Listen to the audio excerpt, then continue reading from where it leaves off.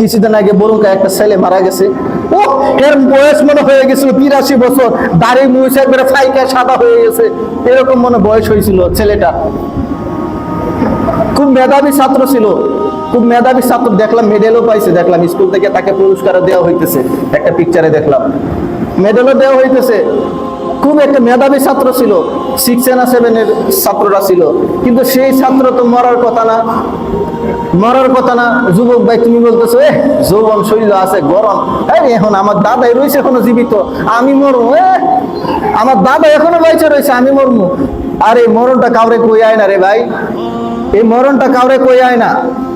তুমি মনে করতেছো অবহেলা করে কাটাই দিবা, এটা হইব না ভাই। মসজিদের দিকে আসো, মসজিদের দিকে আসো, তোমার সাথে যারা আছে এদেরকে নিয়ে আসো। আমার এই বিষয়টা বলার শেষ করে দিছি, শেষ। আমার এই বিষয়টা বলার কারণ কি জানো, আরো বিষয় ছিল।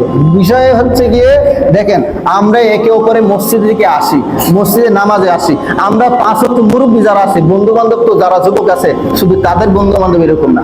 আপনার বন্ধু, আপনার সাথী, আপনার ঘরের পাশের ভাই, ছোট হোক বড় হোক, তার সঙ্গে ছোটবেলা একসঙ্গে চলছেন, সে আপনার বন্ধু, আপনি তাকে নামাজের দিকে নিয়ে আসবেন, তাকে নামাজের দিকে নিয়ে আসবেন। তাহলে কুরআন এবং হাদিস থেকে পাইতেছেন যে প্রকৃত বন্ধুর কথা বলা হয়েছে, সেই প্রকৃত বন্ধু হবেন আপনি, সেই প্রকৃত বন্ধু হবেন হে যুবক ভাই তুমি, যে প্রকৃত বন্ধুর কথা বলা হয়েছে কোরআন এবং হাদিসে।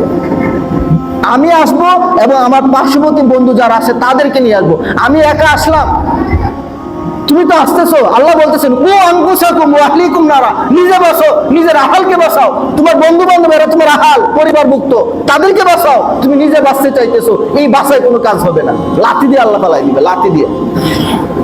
নিজে বাঁচতে চাইছো, তোর লগে ঘরের ভাই একক তো নামাজও যায় নাই, তুই এটা দেখছ নাই, সে দেখছ যে তুই মসজিদে যাইতেছ, হাইটা হাইটা রাস্তা যায় বাপ ধরে ধরিয়া একবার আল্লাহর ওলি হইয়া আসতেছস মসজিদে, আর সেখানে দেখা যায় তোর ভাইটা ল্যাম্প হইয়া গাঙ্গের পারে বসে রয়েছে কাসু মাইরিয়া, তুই তাদের কইতাল রে ভাই আজান দিছে আই যাই।